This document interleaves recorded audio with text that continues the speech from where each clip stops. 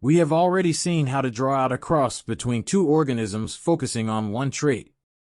We drew the reproductive cells, then matched them up to find all the combinations of offspring, then determined the traits that would show in the new plants. The traits of the parents are tall and short, just like before. The allele combinations will be represented by capital T's for the tall allele and lowercase t's for the short trait, just like before. However, this time, instead of using a chart to draw out all the sex cells and combinations, we will use a divided square to show the alleles of parents and offspring. We will list the sex cell possibilities of the first parent, usually the male parent, on the left side of the square.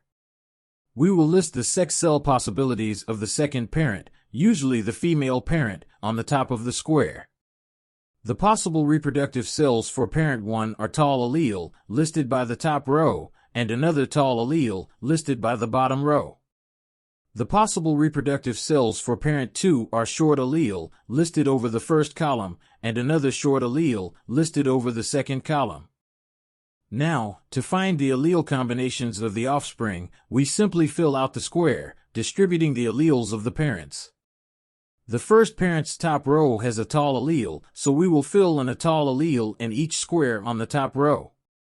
The first parent's bottom row is the same, so we will fill it in the same way. The second parent's first column has a short allele, so we will fill in all the squares down that column with the short allele, and do the same for the second column. To show the traits of the offspring, we can write the traits in each box. The tall allele is dominant, so any combination with a tall allele will have the tall trait.